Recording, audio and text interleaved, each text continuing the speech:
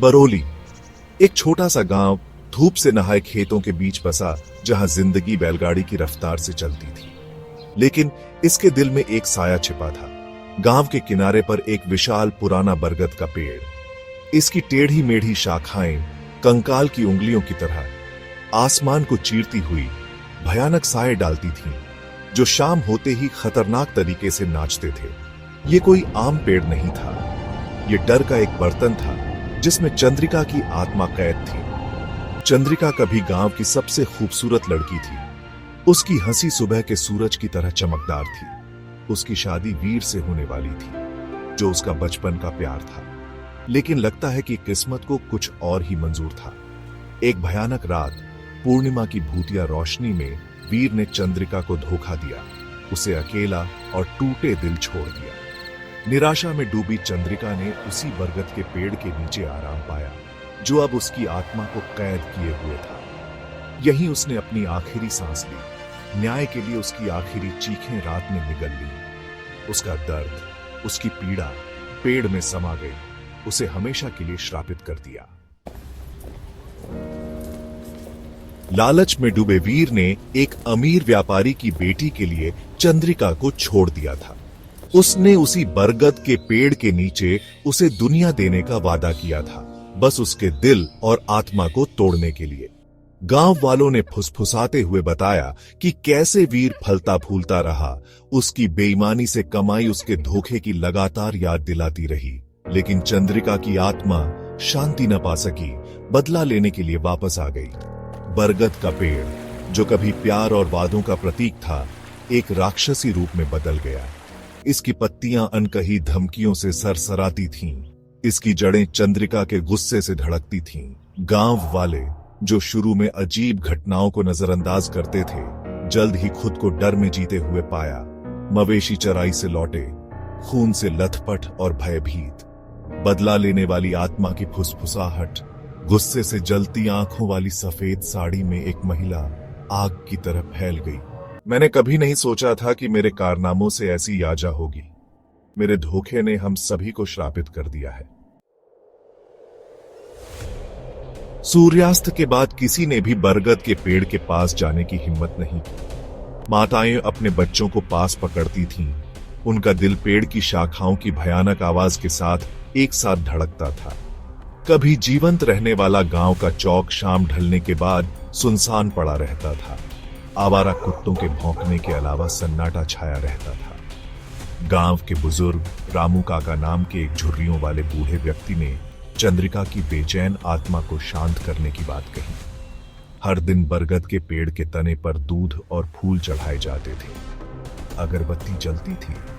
उनका धुआं शांति के लिए मौन प्रार्थनाएं करता था। लेकिन चंद्रिका का गुस्सा बेकाबू रहा। हवा में डर घना था, दम घोंटने वाला, जिससे बचा नहीं जा सकता था। गांव वाले हर दिन चंद्रिका के श्राप के साए में जीते थे। उनका जीवन उस बदले की भावना से बंधक था जो बरगद के पेड़ में बसती थी। हमने सब कुछ करने की कोशिश की, लेकिन कुछ भी उसकी आत्मा को शांत नहीं कर पा रहा है। ऐसा लगता है जैसे उसका दर्द बहुत गहरा है, इतना ताकतवर है कि सिर्फ चढ़ावे से शांत नहीं होगा। एक दिन अर्जुन नाम का एक युवक बरौली आया। शहर में पला बढ़ा डॉक्टर। उसने बदले की भावना वाली आत्मा की गांव वालों की कहानियों का मजाक उड़ाया। अंधविश्वास, उसने घोषणा की। उसकी आवाज में अहंकार था। ये सिर्फ डराने के लिए कहानियां हैं। रामू काका चिंता से भरी आंखों से अर्जुन को चेतावनी दी। चंद्रिका की आत्मा असली है नौजवान। लेकिन अर्जुन ने अपने संदेह से अंधे होकर बुजुर्ग की चेतावनियों को खारिज कर दिया। गांव वालों की मान्यताओं को गलत साबित करने के लिए दृढ़ संकल्पित अर्जुन ने बरगद के पेड़ के नीचे एक रात बिताने का फैसला किया। एक लालटेन और एक किताब के साथ वह पेड़ के नीचे बैठ गया। उसकी हंसी रात के सन्नाटे में गूंज रही थी। जैसे जैसे चांद ऊपर चढ़ता गया, गांव पर एक भयानक चमक डालता गया। हवा तेज हो गई। बरगद का पेड़ अशुभ रूप से लहराया। उसकी शाखाएं तड़पती आत्माओं की तरह कराह रही थीं। अर्जुन, जिसने शुरू में इसे नजरअंदाज किया था, ने अपनी रीढ़ में ठंडक महसूस की। अचानक हवा भारी हो गई, तापमान गिर गया। बरगद के पेड़ के चारों ओर एक सफेद धुंध घूम गई जो एक महिला का आकार ले रही थी। गुस्से और दुख से जलती उसकी आंखें अर्जुन पर टिकी थीं। यह चंद्रिका थी। तुम मेरे दर्द का मजाक उड़ाने की हिम्मत करते हो? उसकी आवाज एक ठंडी फुसफुसाहट जो रात में कटती हुई अर्जुन की रीढ़ में कंपी भेजती थी। उसने बोलने की कोशिश की, माफी मांगने की, लेकिन दहशत ने उसके गले में शब्दों को जमा दिया। अगली सुबह गांव वालों ने अर्जुन को बरगद के पेड़ के नीचे बेहोश पाया। उसका चेहरा दहशत से विकृत था। उसका शरीर बेकाबू होकर कांप रहा था।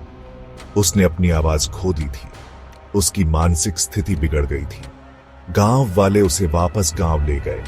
उसकी खामोश चीखें चंद्रिका के प्रकोप की भयानक याद दिलाती थी। अर्जुन के इस अनुभव ने बाकी बचे सभी संदेह को खत्म कर दिया।